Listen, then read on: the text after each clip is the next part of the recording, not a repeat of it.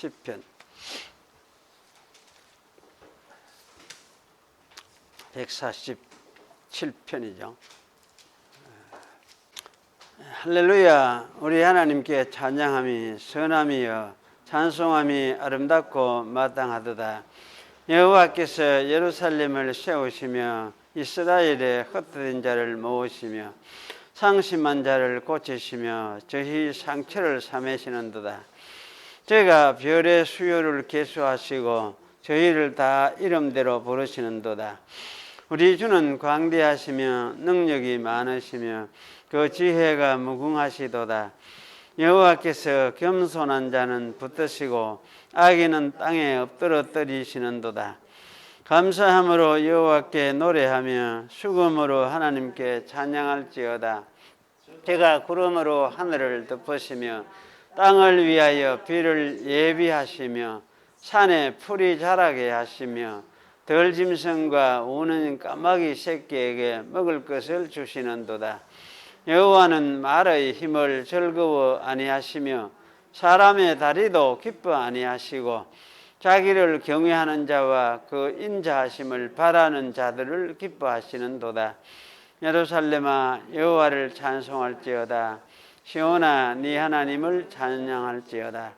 저가 네 문빗장을 견고히 하시고 너희 가운데 자녀에게 복을 주셨으며 네 경내를 평안케 하시고 아름다운 밀로 너를 배불리시며 그 명을 땅에 보내시니 그 말씀이 속히 달리는도다.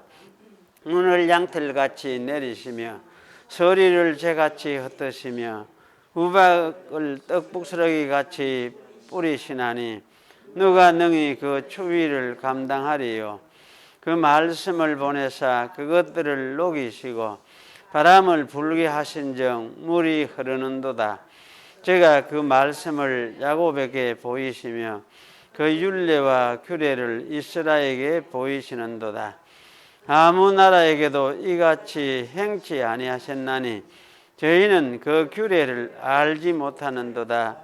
할렐루야. 세례 97페이지입니다. 세례는 예수 그리스도께서 제정하신 신약의 성례로서 세례받은 당사자를 유행교회에 엄숙하게 가입시키는 것을 뜻할 뿐만 아니라 그 당사자에게 은혜 언약의 표호와 인호가 되며 그가 예수 그리스도에게 접붙임을 받고 중생하고 죄사함을 받고 예수 그리스도를 통하여 새 생명 가운데서 행하기로 하나님께 헌신하는 표호요 인호이다. 이 성례는 그리스도 자신이 친히 명하신 것이기에 세상 끝날까지 그의 교회 안에서 계속 집행되어야 하는 것이다. 이 성례에 사용되어야 하는 외형적인 요소는 물이며 이 물을 가지고 성부와 성자와 성령의 이름으로 세례를 주되 합법적으로 부르심을 입은 복음의 사역자인 목사에 의해서 침례되어야 한다. 세례받은 사람들 물 속에 반드시 잠기게 할 필요가 있는 것은 아니고 그 사람의 머리 위에 물을 붓거나 뿌려서 세례를 집행하여도 무방하다. 그리스도에 대하여 신앙과 순종을 실제로 고백한 사람들뿐만 아니라 양친이 다 믿거나 어느 한편만 믿는 집의 유아들도 세례를 받을 수가 있다.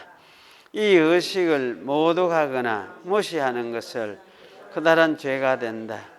그렇지만 세례를 안 받았다고 해서 그 사람이 중생할 수 없다거나 구원을 못 받는다든가 또는 세례를 받은 사람은 모두 의심할 여지 없이 중생했다고 할 수 있을 만큼 세례의식에 은혜와 구원이 불가분하게 속해 있는 것은 아니다. 세례의 효력은 그것이 집행되는 그 순간에 꼭 발생하는 것은 아니다.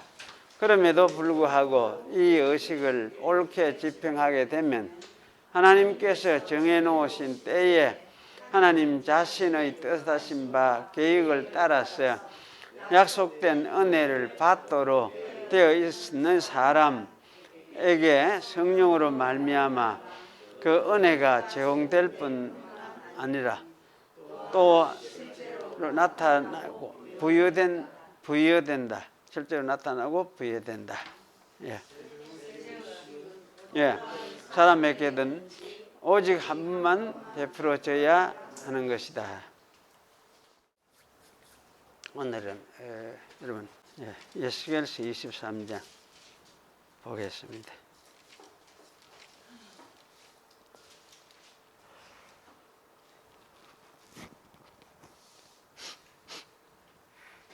일절에서 읽겠습니다.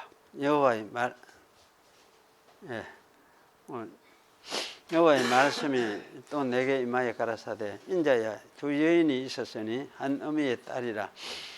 그들이 애굽에서 행음하되 어렸을 때에 행음하여 그들의 유방을 눌리며 그 처녀의 가슴이 어루맞은 바 되었나니 그 이름은 형 오홀라요 아호는 오홀리바라. 그들이 내게 속하여 자녀를 낳았나니 그 이름으로 말하면 오홀리바는 사마리아요 오홀라는 사마리아요 오홀리바는 예루살렘이니라. 오홀라가 내게 속하였을 때에 행음하여 그 연애하는 자 곧 그 이웃 아수르 사람을 사모하였나니 그들은 다 자색 옷을 입은 방백과 감독이요 준수한 소년 말 타는 자들이라. 그가 아수르 중에 잘생긴 그 모든 자들과 행음하고 누구를 연애하든지 그들의 모든 우상으로 스스로 더럽혔으며 그가 젊었을 때에 애굽 사람과 동침하며 그 처녀의 가슴이 어루맞은 바 되며 그 몸에 음란을 소돔을 당한 바 되었더니 그가 그때부터 행음함을 마지 아니하였느니라. 그러므로 내가 그를 그 정든 자 곧 연애하는 아수르 사람의 손에 붙였더니 그들이 그 하체를 드러내고 그 자녀를 빼앗았으며 칼로 그를 죽이어 그 누명을 여자에게 드러내었나니 이는 그들이 그에게 신문을 행함이니라. 그 오홀리바가 이것을 보고도 그 형보다 음욕을 더하며 그 형의 간음함보다 그 간음이 더 심함으로 그 형보다 더 부패하여졌느니라. 그가 그 이웃 아수르 사람을 연애하였나니 그들은 화려한 의복을 입은 방백과 감독이요 말 타는 자들과 준수한 소년이었느니라. 그 두 여인이 한 길로 행함으로 그도 더러워졌음을 내가 보았노라. 그가 음행을 더하였으면 붉은 것으로 벽에 그린 사람의 형상 곧 갈대아 사람의 형상을 보았으니 그 형상은 허리를 띠로 독이고 머리를 긴 수건으로 쌌으며 용모는 다 존귀한 자 곧 그 고토 갈대아 바벨론 사람 같은 것이라. 그가 보고 연애하여 사자를 갈대아 그들에게로 보내며 바벨론 사람이 나와 연애하는 침상에 올라 음란으로 그를 더럽히며 그가 더럽힘을 입은 후에 그를 싫어하는 마음이 생겼느니라. 그가 이와 같이 그 음행을 나타내며 그 하체를 드러내며 내 마음이 그 형상을 싫어한 것 같이 그를 싫어하였으나 그가 그 음행을 더하여 그 젊었을 때 곧 애굽에서 음행하던 때를 생각하고 그 하체는 나귀 같고 그 정수는 말 같은 음란한 간부를 연애하였도다. 네가 젊었을 때에 행하여 애굽 사람에게 네 가슴과 유방이 어루만진 바 되었던 것을 오히려 생각하는도다. 예. 잠시 기도하겠습니다. 하나님 아버지, 하나님 말씀을 읽고 또 옛날 이스라엘 모습을 살피고 인간들의 모습을 살피며 오늘 또 우리들을 돌아보려고 합니다. 이 시간도 오셔서 저희와 함께 하시고 이 말씀을 통해서 주님이 우리에게 또 필요한 말씀을 말씀해 주시고 깨닫게 해 주시고 또 다시 주님을 바라보게 하시고 주님을 믿고 따르는 것이 어떤 것인가를 되새기고 깨달으며 마음속에 참 하나님을 뵙는 그런 시간이 되도록 은혜를 베풀어 주시옵소서.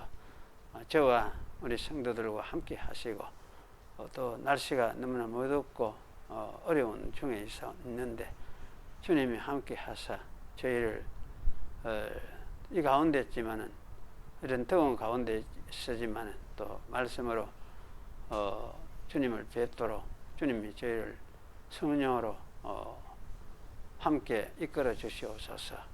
그저 예수님의 이름으로 기도하옵나이다. 아멘. 예, 우리 지난번에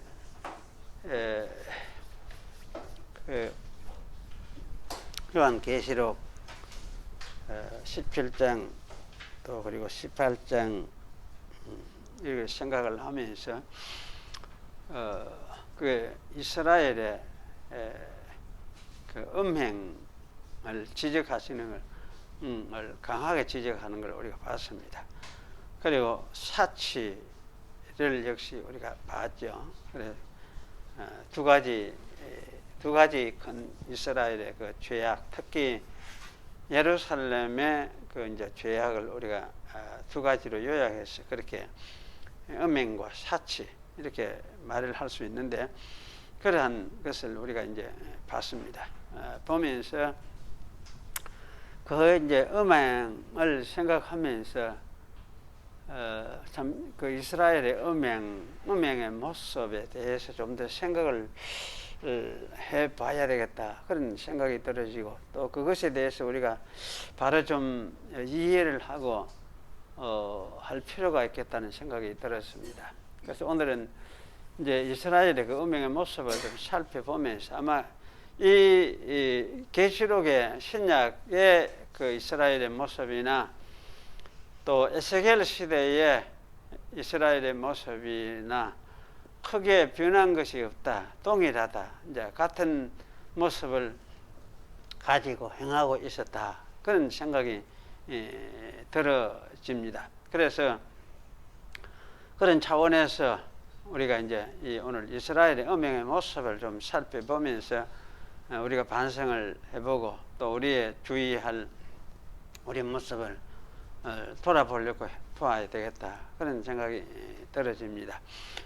그래서 여기 오늘 이제 에스겔 23장을 읽었는데 사실 그냥 쭉 읽으면은 뭐 쉽게 이래 참 그렇구나 하고 참 은혜롭게 쭉 이렇게 또 이해를 하고 뭐 다 이해될 수 된 것 같고 그런 것 같은데 사실은 이 자세히 이래 읽으면서 자세히 이렇게 한 구절 한 구절을 살펴서 읽다가 보면은 참 애매한 구석들이 한두 개가 아닙니다. 그래서 그 이유가 뭐냐 이럴 때요.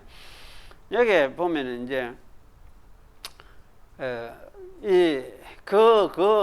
이런 말들이 많이 나오는데 이 말들이 사실은 정관사 그 사람 뭐 이렇게 정관사를 가리키는 그런 말인지 안 그러면 이제 그의 하는 소유를 이야기하는 누구누구에게 속한 누구누구 이런 의미의 소유 대명사를 가리키는지 구분이 잘 안 돼요. 안 되고 또 단수 명사하고 복수 명사 이것도 잘 구분이 안 되고 또 시제도 이게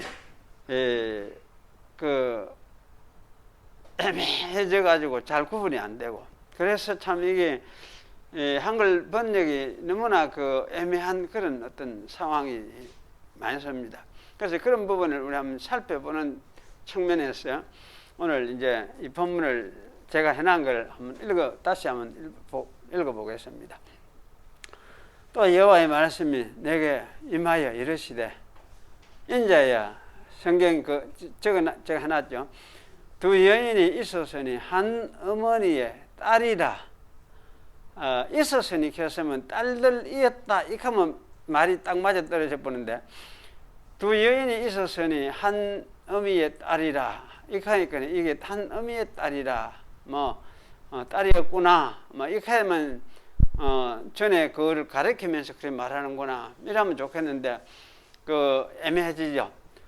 그 3절에 그녀들이 애굽에서 행음하되 어렸을 때 행음하여 그녀들의 이제 그가 그 이렇게 하는데 사실 그녀들이죠. 그 여자들이죠. 또를 이야기하니까 그녀들의 유방이 눌리며 그녀들 처녀의 가슴이 어루만져졌나니 이딱 할 때는 덜 막 이렇게 가슴 이까지는 덜 이렇게 표현을 안 해도 될 것 같은데 가슴 어루만져졌나니 그녀들의 또 그 이름 일어났잖아요. 그 이름 일어났는데 그녀들의 이름은 형은 오홀라요 아후는 오홀리바라. 그녀들이 네게 속하여 자녀들을 낳았으니 자녀 그냥 자녀를 가면 자녀 하나밖에 안 낳는가 이런 생각이 탁 들게 만드는데 그래 하나밖에 낳았을 택이 없잖아요. 그래 이제 이거는 많이 낳았었는데 자녀들 이렇게 해야 이제 이건 여럿이구나 이런 이제 의미가 드러나죠. 또 그녀들의 또 그 이름 이렇게 하는데 그 이름이 아니고 그녀들의 이름이에요. 이제 이름들로 말하면 오홀라는 사마리아요. 오홀리바는 예루살렘이니라. 예.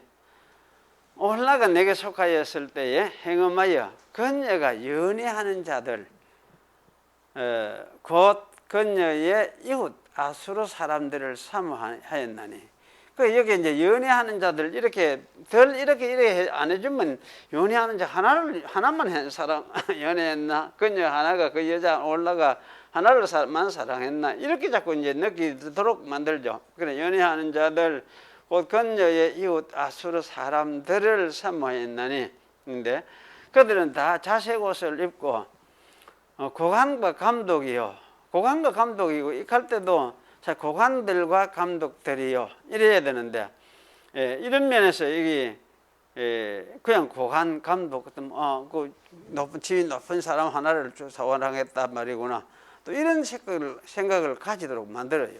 그런데 사실은 이제 고관들과 감독들과 준수한 청년들이요 말타는 자들이라. 그런데 그녀가 또 그가죠. 그녀가 인데 아수르 사람들 가운데 잘생긴 모든 자들과 행음하고 누구를 연애하든지 그들의 모든 우상들로 자신을 더럽혔으며 연애하는 사람마다 우상을 섬기는데 그 우상을 저 우상으로 받아가 자기가 이제 그 우상을 또 따라 섬기는 그런 이제 짓을 했다는 말씀이죠. 그녀가 젊었을 때에 애굽 사람들과 동침하며 그 지금만 그런 게 아니고 그때도 그랬는데 애굽 사람들과 동침하며 그 처녀의 가슴이 어루만져졌으며 뭐 그녀의 그녀의 몸에 음란을 소돔을 당한 바 되었더니 그래서 음란하는 이 말은 이제 추상명사 비슷하게 되는데 그러니까 이게 정수를 소돔을 당한 바 되었더니 솟는다는 말이 확실히 나오거든요. 샤팍이라는 히브리어 동사를 써가지고 그러니까 이거는 이제 사실은 정수를 소돔을 자기 몸 위에 그녀의 몸 위에 음란의 정수를 소돔을 당한 바 되었더니 그녀가 그때부터 행음함을 맞이 아니하였느니라. 그때부터 이제 행음을 시작을 했다는 말씀이죠. 그러면 내가 그녀의 정든 자들, 사랑하던 자들, 정든 자들, 사랑하던 자들, 곧 그녀가 연애한다는 이 말이 좀 애매한데 사실은 그냥 연애 정도가 아니고 음욕을 발하던 이런 의미를 가지고 있어요. 또는 색욕을 발하던 이런 의미로서 번역을 하는 게 아마 타당하다 싶은 생각이 들어요. 그래서 아수르 사람들의 손에 넘겼더니 그들이 건녀의 하체를 드러내고, 그들은 이건 이제 아수르 사람들이죠. 그렇게 그의 건녀의 하체를 드러내고, 또 건녀의 자녀를 빼앗았으며, 그다음에 이제 칼로 건녀를 죽여 여인들에게 이야기거리가 되게 하였나니, 이는 그들이, 너는 아수르 사람들이지, 건녀에게 심판을 행함이니라. 건녀의 아우, 또 그 아우 이카몬인데, 건녀의 아우 오홀리바가 이것을 보고도 건녀의 형보다 음욕을 더하며 건녀의 형의 간음보다 그 간음이 더 심함으로 건녀의 형보다 더 부패하여 졌느니라. 건녀가 건녀의 이웃 아수르 사람들에게 음욕을 발하였나니, 그들은 화려한 의복을 입은 고관들과 감독들이요 말 타는 자들과 준수한 청년들이었느니라. 그 두 여인이 한 길로 행하였으므로, 그러니 행함으로 하면 현재 행하고 있는 이런 의미인데, 전에 행한 걸 이야기를 하는 책이니까, 두 여인이 이제 한 길로 행하였으므로 건녀도 더러워졌음을 내가 보았노라. 전에 거 아닙니까? 전에 내가 봤다 한 걸 내가 이렇게 지금 봤다. 뭐 지금도 그러고 있지만은 지금 그 이야기를 하고 있는 거죠. 건녀가 행음함 음행을 더하였으면 붉은색으로 벽에 그린 사람들의 형상, 곧 갈대아 사람들의 형상을 보았으니, 그 형상들은 허리를 띠로 동이고 머리를 긴 수건으로 샀으며, 그들의 용모는 다 준수한 자들, 곧 그들의 고향 갈대아 땅, 곧 바벨론 사람들의 형상이라. 같은 것이라 일어나는데 사실은 바벨론 사람들의 형상이다. 갈대아 고향 갈대아 땅, 곧 바벨론 사람들의 형상이라. 이래 하면 좀 더 분명해지겠는데, 16절 건녀가 보고 곧 사랑하게 되어 세격을 내어, 음욕을 내어 이카도 되지만은 발하여 이카도 되겠죠. 사절을 갈대아 그들에게로 보내며 바벨론 사람들이 나와 연애하는 침상으로 올라 음행으로 건녀를 더럽히며, 건녀가 더럽힘을 입은 후에 그들을 싫어하는 마음이 생겼느니라.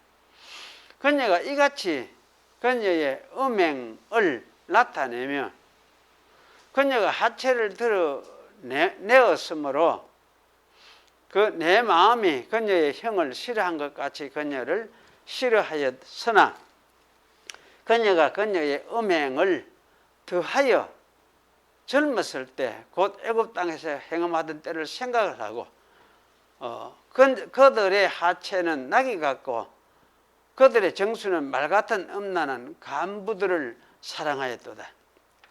간부들과 행함하였도다. 네가 젊었을 때 행함하여 애굽 사람에게 네 가슴과 유방이 어루만져졌던 것을 아직도 생각하는도다. 근데 어릴 때 젊을 때 하던 거짓을 나이가 들어도 또 그때를 생각하면서 그때처럼 음행을 추구하는 이런 모습을 가지고 있더라. 이게 이제 이스라엘의 모습이다. 그런 말씀이죠. 그래 이게 참 굉장히 리얼한 그런 어떤 음행을 추구하는데, 이야기를 하는데, 사실 육체적으로도 이런 류의 음행을 이렇게 추구하면 이건 제정신이 아니죠. 이거는 사실은 이거는 그야말로 몇천부 이상이라 할 수도 있고 완전히 정상적인 사람이라 하기 힘드는 그런 어떤 상황이라 할 수 있는데, 하나님 앞에서 신앙의 지조를 이와 같이 이제 내던지고 이렇게 이제를 했다는 이야기를 좀 이렇게 비유해서 표현하고 있습니다. 그런데 이렇게 말을 하고 있는 것이 왜 이렇게 하느냐 하면, 이스라엘과 하나님의 관계가 결혼 관계였기 때문에, 결혼 관계, 결혼해 있는 남편과 아내와 같은 이런 관계로서 이제 되어져 있기 때문에, 그래 아내가 남편을 버리고 음행하는 이 모습, 그 모습에 비해서 이스라엘이 하나님을 버리고 이방신을 쫓아간 섬기는 그러한 것을 여기서 표현해 주는 아주 것이죠. 그래서 이런 가르침들이 유사한 표현들이 구약 성경에 굉장히 많이 나와요. 특히 선지서에 많이 나옵니다. 그럼 왜 이제 이스라엘 백성들이 한 이런 행동은 과연 무엇 때문이었을까? 왜 이렇게 이스라엘은 다른 신들을 그야말로 음행을 추구하듯이 갈구하면서 방황하였던 것일까? 제 길로 안 가고 또 이래 돌아가는 거예요. 또 없던 데로 또 가는 거죠. 쫓아가는. 그 예레미야서에서는 이런 이스라엘을 향해서 네가 어찌하여 네 길을 바꾸어 부지런히 돌아다니느냐?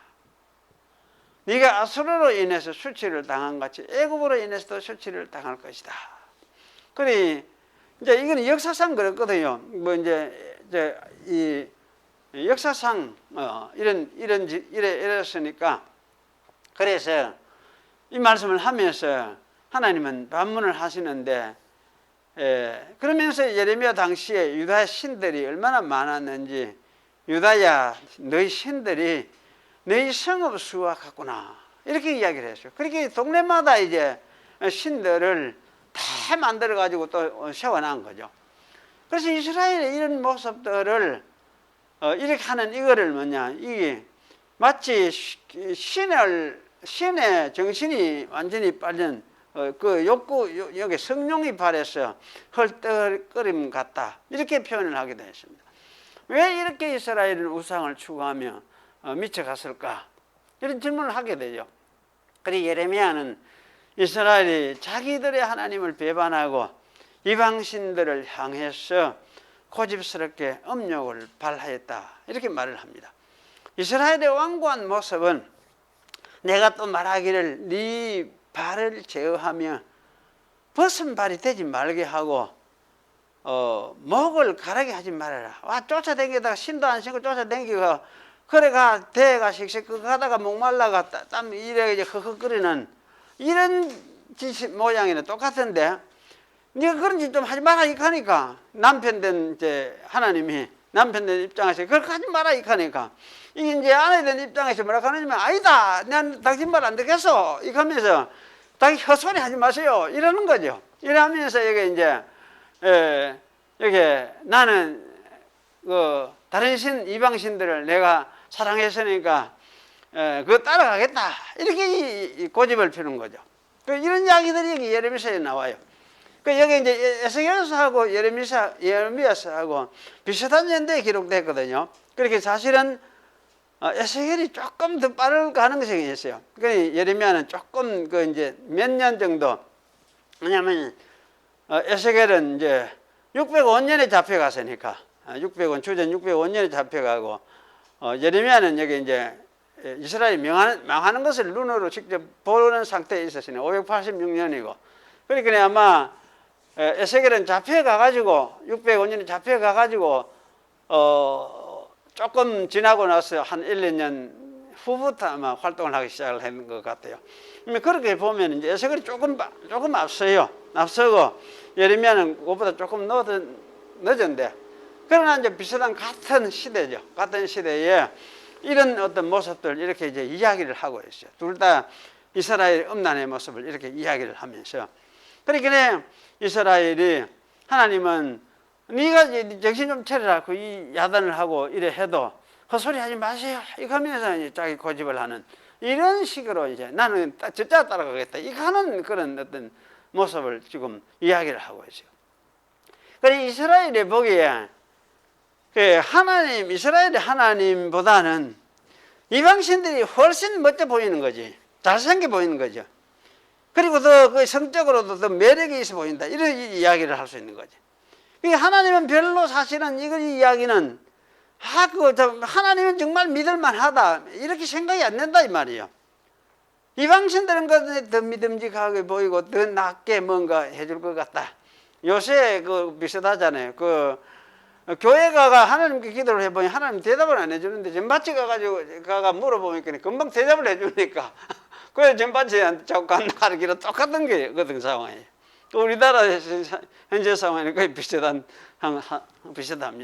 그리고 심지어 목사도 익한 사람이 있다 이런 말을 제가 들었는데 참 그거는 웃지 못할 이야기인 생각이 들어요. 이 목사가 그 개척교회를 해놓고 개척교회가 잘 안 되니까 전밭자한테가 개척교회가 잘 되게 안 되게 이제 물어봤다 이런 이막으로 다 있어요. 이게 참 웃기는 일이잖아요. 그러니까 여기 그 이스라엘 상태나 사실 유사한 어떤 그 참 고질적인 그 사실 신앙이 없는 사람들이죠. 예, 그런 짓을 이제 하고 있는 거죠. 그래서 사실 이제 이렇게 하는 이것이 이스라엘의 그 완고함이기도 하고 고질적인 어떤 바람기 때문인가 이런 생각들을 하게 돼요. 사실 이스라엘에게 하나님은 어떤 신보다도 멋지게 하나님이 자기를 나타내셨잖아요. 그 강력하고 대단한 신으로 이스라엘에게 나타내셨거든. 그러니까 출애굽을 생각해 보면 출애굽은 그 하나님께서 한 나라 애굽의 바로에게 잡혀 있는 노예처럼 되어 있는 그 이제 한 민족을 이끌어내는 그 일을 하셨는데 그렇게 하기 위해서 그야말로 하늘과 땅과 또 물과 해와 달과 모든 생물들까지 심지어 생사의 죽음까지도 사용을 하면서 이끌어내셨거든요. 그래 이렇게 일을 하시던 신의 세상 과연 있을 수 있었느냐? 다른 어떤 세상에서도 이런 역사를 구체적으로 실행하면서 보인 그런 신이었거든요. 그렇게 이렇게 일을 하신 분이 홍해 바다를 건너게 하셨고 바다를 말려서 건너게 했고 이거는 신화 같은 이야기인데 사실은 신화가 아니라 실제 그랬거든요. 또 시내산에서 내려와서 언약을 맺었고 그리고 이제 40년 동안 메추라기를 먹이시고 만나를 주셔서 먹게 하셨고 이게 실제적인 사건이었어요. 그리고 구름 기둥하고 불 기둥을 으로써 그들을 보호하면서 광야에서 인도해가 가나안 땅으로 오도록 그렇게 인도를 하셨던 분이에요. 그래 이거는 거짓말이 아니거든. 지어낸 이야기가 아니고 조상들에게 실제적으로 행하셨던 그 하나님의 그 자기 모습, 계시의 모습이에요. 그리고 이렇게 사시던 분이 가나안 전쟁까지 이끌면서 그 이스라엘을 위해서 싸우셨던 분이에요. 그리고 가나안 전쟁할 때도 그냥 사람의 힘으로 싸운 게 아니고 하나님이 싸워주신 그런 싸움이에요. 그래 해를 멈춰라. 이거는 해가 멈춰지고 달도 멈춰지고 이런 일들을 벌이면서도 가나안 전쟁을 벌였던 그런 이제 하나님이 있었습니다. 그리고 사사들에게도 역사할 때 똑같이 그래 했어요. 하나님이 신이 직접 임하셨거든. 직접 임하셔가지고 이스라엘을 이끌면서 전쟁을 앞서서 전쟁을 이루어 주신 그런 하나님이시죠. 그리고 사실은 이제 다윗에 등장하는 다윗 시대, 다윗이 왕이 되고 그러면서 이제 그 왕국 시대도 역시 그랬습니다. 선지자들이 기적을 행했죠. 그 엘리사 시대 얼마나 기적을 많이 했습니까? 그리고 이 기적을 행한 이런 일들은 거짓말이 아니거든. 하나님이 자기를 나타내시는 이스라엘 속에서 자기를 나타내시는 실제적인 사건들이었어요. 왜 이렇게 했냐면 이래 해야 그 하나님 자기를 증명하는 일이 되기 때문에.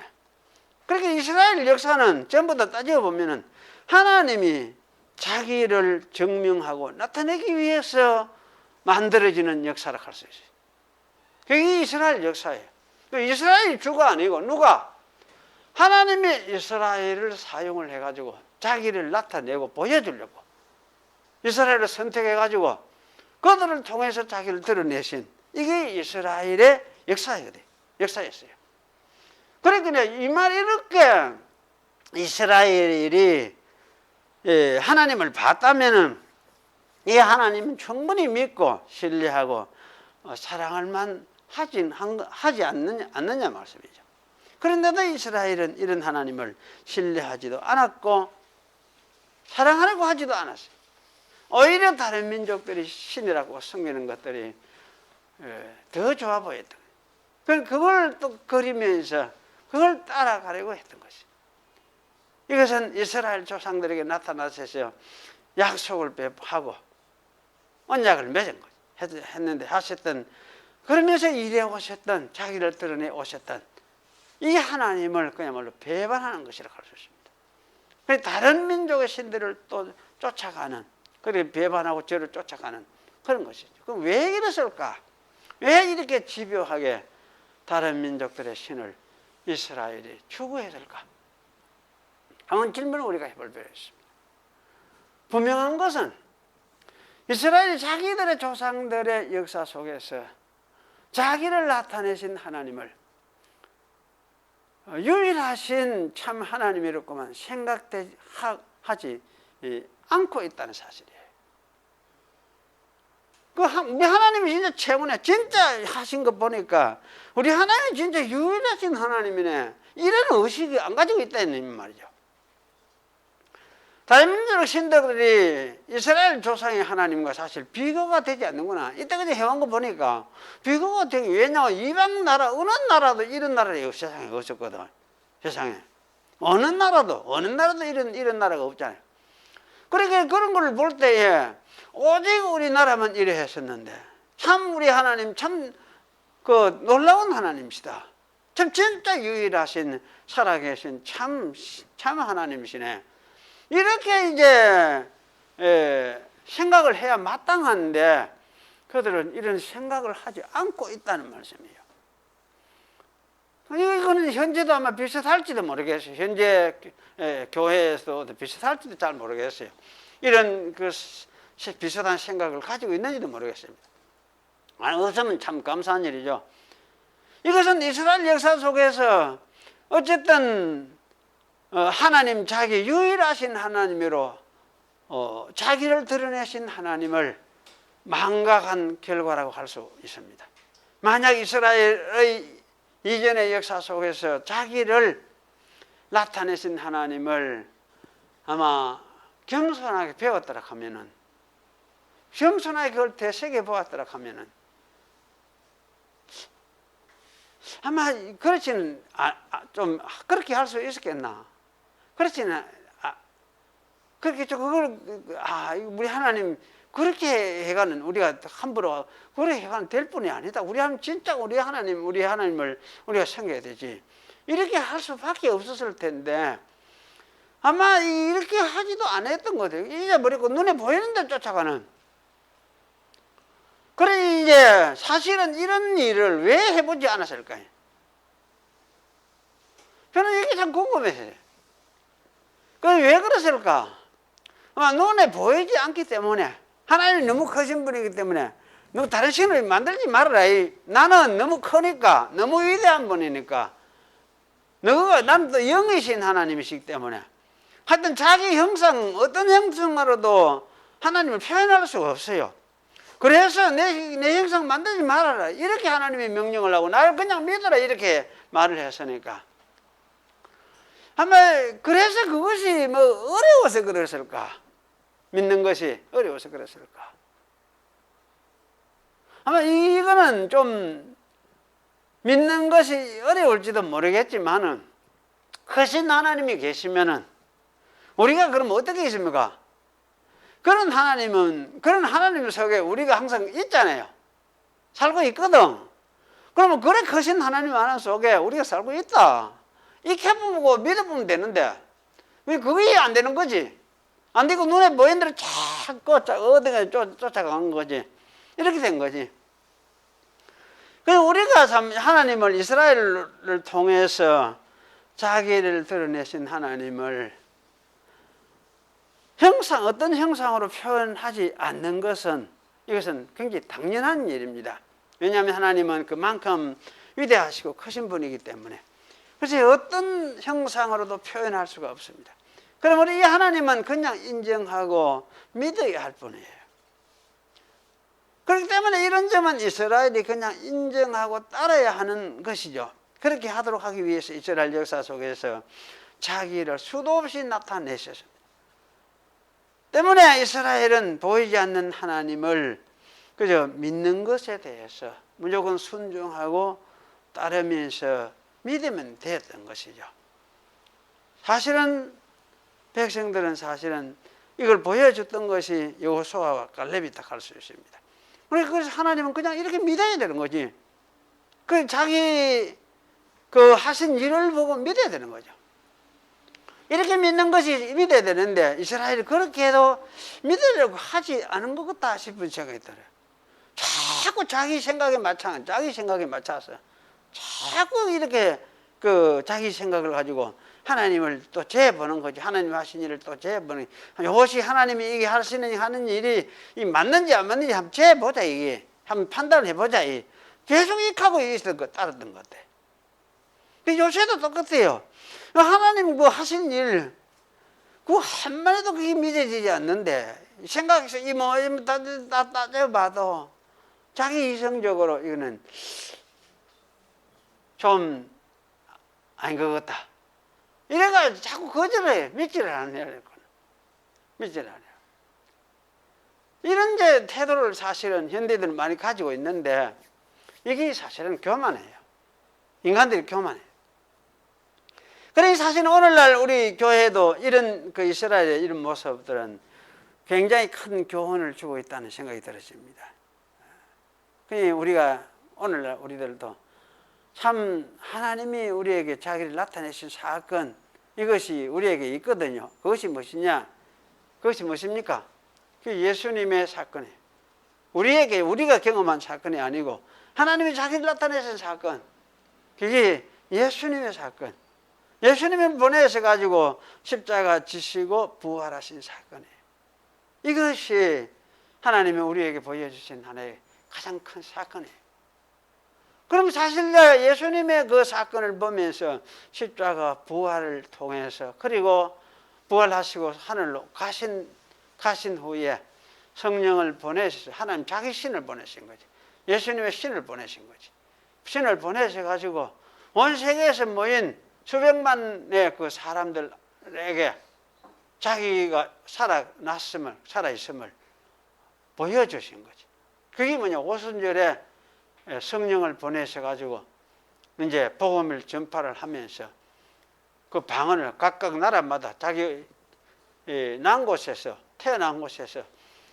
온 그 말로서 복음을 설교하도록 만들어가지고 그렇게 해서 하나님이 그야말로 살아계신 하나님으로 자기를 증명하신 사건이에요.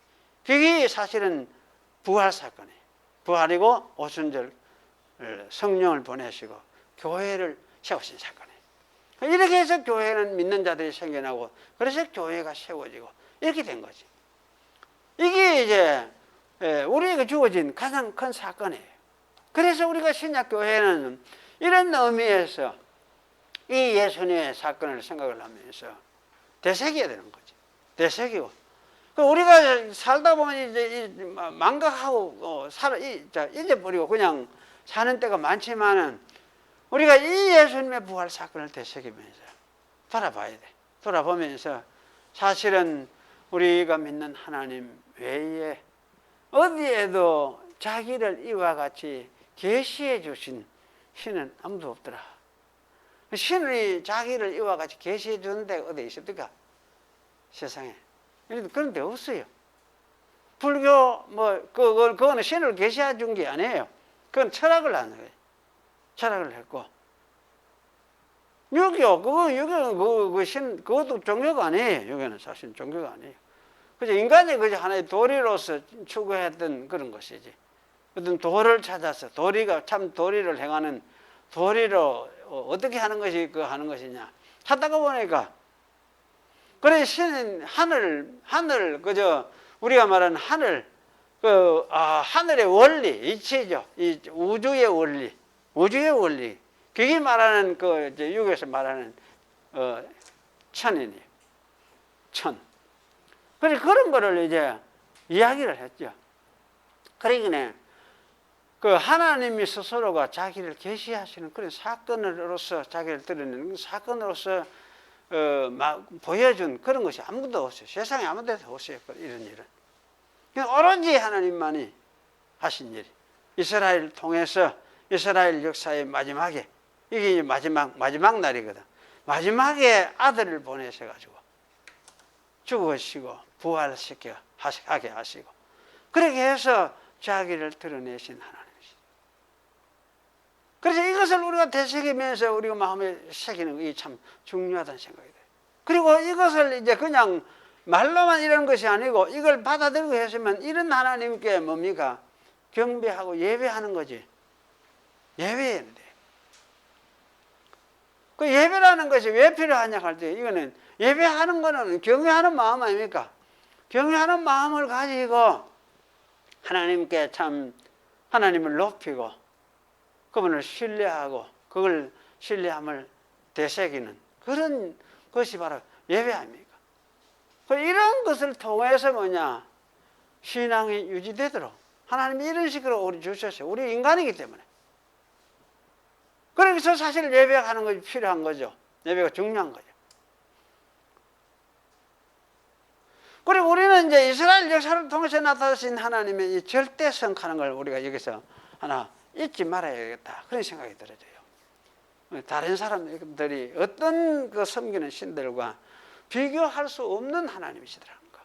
그래서 하나님은 어떤 신이나 어떤 신과 가도 비교할 수 없고 참 진짜 절대적인 하나님이시구나. 절대적으로 높으신 분이고 절대적으로 크신 분이고 그리고 절대적으로 옳은 분이고 절대적으로 신뢰할 만한 분이다. 하나님이 신뢰할 만한 분, 절대적으로 신뢰할 만한 분 같이 여러분 느껴집니까? 그걸 느끼십니까? 하나님이 절대적으로 신뢰할 만한. 안 그러면 하나님이 참 뭐 일하는 거에 대담하구나. 하나님이 그 참 좀 문제가 있는데 내보다 어쩌면 잘 못하는데 그럴 수도 있겠죠. 그래 보입니까? 또 하나님 일하는 거 보니까 세상에 일하는 거 보니까 요새 푸틴 하는 거 보니까 하나님 저거 와 딱 안 막아주고 왜 저거 놔두고 그냥 있느냐? 때려 부수도록 저기 놔두고 있나? 많은 사람 죽으면 물어놓도록 놔두고 있나? 그거 보니까 하나님 절대로 선하신 분이다. 절대로 옳은 분이다. 그렇게 할 수 있겠나? 그런 질문이 안 됩니까? 어떻습니까?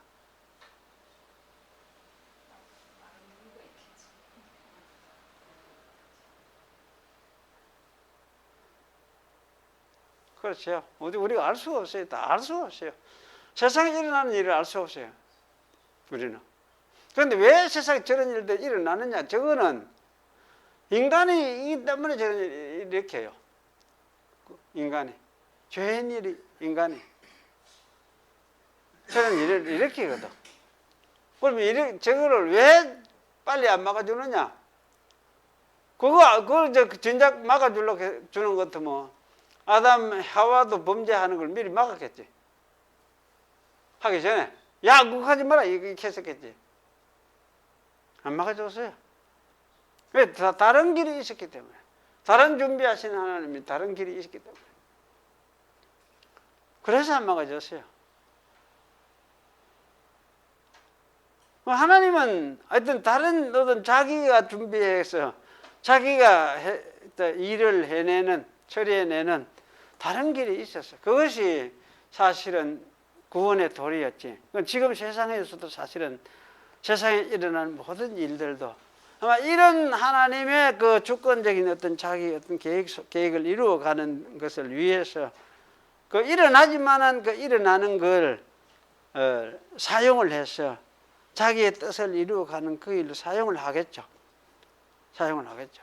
그 의도적으로 그걸 막 만들어내는 그런 건 아니에요. 그건 이게 누가 만들어내냐? 그냥 인간이 자기 형상을 따라서 지은 인간이 만들어내는 이런 악이에요.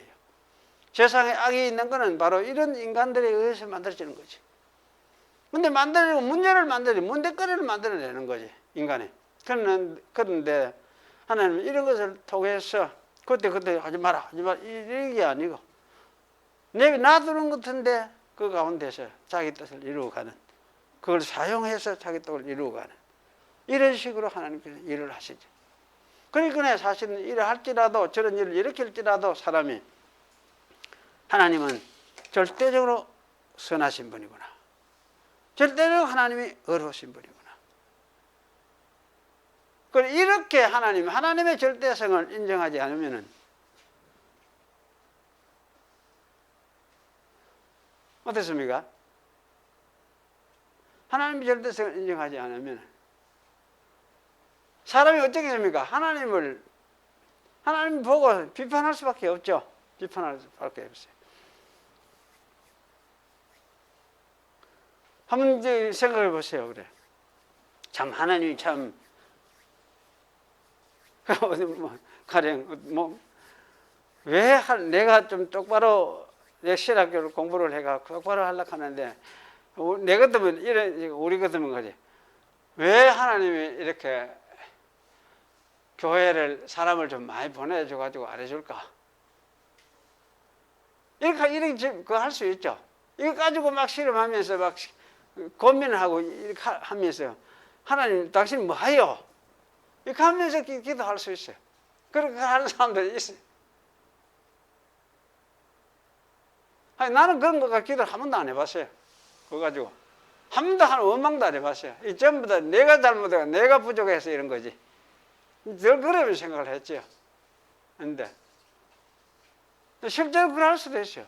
많은 사람들이 그럴 수도 있어요. 그러니까 하나님이 억시 잘못하는 것 같아. 그런 사람이 하나님 억시 잘못하는 것 같아. 왜 디디한 일해야 할까? 일을 자기 눈에 보면 그래 보이는 거지. 사실 이게 참 중요한 부분 같아요. 하나님의 절대성을 인정하는 것. 이게 신앙의 자세라는 생각이 들어요. 좀 어려운 것 같아요. 그러나 크신 하나님을 이해를 하고 또 이 부활을 성천 그리고 성령을 보내시면서 자기 임재를 나타내신 그런 하나님을 생각을 할 때에 그러니까 절대적으로 그 하나님을 신뢰할 수밖에 없는 그런 분입니다. 그래서 우리 절대적으로 그 하나님 신뢰를 우리가 가져야 되는 것이 이게 옳거나 신앙이 옳은 길이구나. 그런 길이 아니고 신앙을 위해서 옳은 길이라는 거. 이걸 우리 기억할 필요가 있는 것입니다. 그래 사실은 이제 이런 측면에서 설교하고 이런 신앙을 유지해 가는데 중요한 것이 아마 이스라엘에도 마찬가지예요. 이스라엘 백성이 사실 이런 꼴로 빠진 거는 무엇 때문이냐 할 때에 지도자들 때문에. 백성의 지도자들이 전부 똑같이 지도자를 타락하니까 왕도 타락하고 선지자들 타락하고 제사장 백성의 장로들 이런 사람들이 타락하니까 이렇게 되더라. 이게 이제 에스겔하고 예레미야 이런 데서 많이 나타나고 있는 것 같다는 생각이 들어요. 그래서 사실은 이런 측면에서는 신약교회도 마찬가지다. 신약교회도 바른 신앙이 무엇인지를 지도자들이 바르게 이해를 하고 바르게 전파하고 그것을 가지고 그걸 전력해야 돼. 그걸 가지고 설교를 하고 교인들 앞에서 이렇게 우리 길을 이렇게 가야 된다. 이래 믿어야 된다. 그렇게 제시를 하고 그렇게 가야만 이게 성도들이야 가르치는 대로 아닙니까? 이스라엘은 마찬가지예요. 계시록 시대도 이스라엘 마찬가지예요. 문제는 지도자의 문제였어요. 지도자들의 문제. 그러면 이제 우리가 또 여기서 이러면서 아마 여기서 기억을 해야 할 또 하나가 있는데 이거는 뭐냐 하면은 인간의 마음에 완악성에 저는 인간은 이걸 보면서 인간의 마음이 억수로 완악하구나. 억수로 고집스럽구나. 그리고 사실 좀 인간의 마음이 어떻습니까? 영민하고 이런 게 아니고 억수로 둔해요. 인간이 억수로 둔해요. 단편하고 생각이 단편해요. 한데 그러면서도 억수로 인간의 마음이 완악한, 완고한 이런 성격을 가지고 있어요. 이걸 가지고 매달려요. 이거 고집을 해요. 고집을 해요. 이걸 여기에 고집을 해요. 이런 것이 사실은 교인들은 안 그럴까 하는데 교인들도 마찬가지. 고집을 해요. 이런 성격을 가지고 있어요. 그래서 교인들은 사실은 참 이런 완악성, 또 완고성, 이거 참 내가 가지고 있구나. 이거 참 주의하고 조심해야 되는구나. 그렇게 이제 깨닫는 사람이 그게 믿는 사람이라고 할 수 있어요. 그래서 참 이렇게 안 하도록 내가 정신 차리고 깨어 있어야 되겠구나.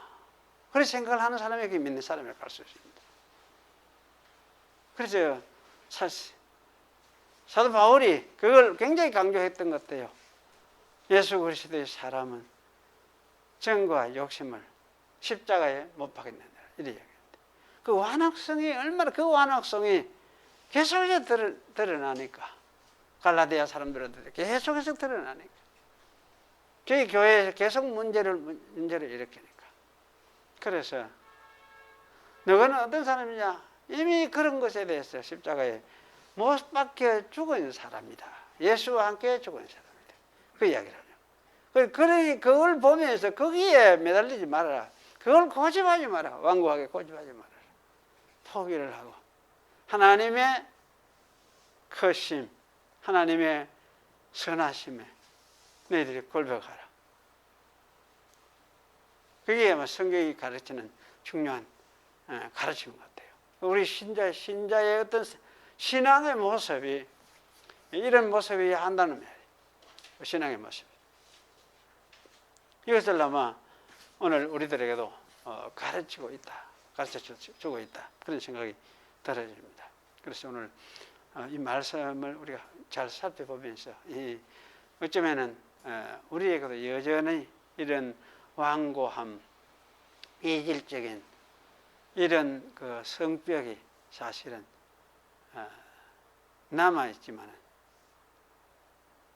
이것이 예수와 함께 죽은 것이구나 이렇게 고백을 하고 그렇게 하면서 그것을 보고 참 하나님 앞에서 이거 죽음을 이걸 반복해서 죽어야 되는구나 부정해야 되는구나 이런 생각을 가지는 사람이 그게 믿는 사람이다 이런 것을 여러분이 기억을 하시길 바라요.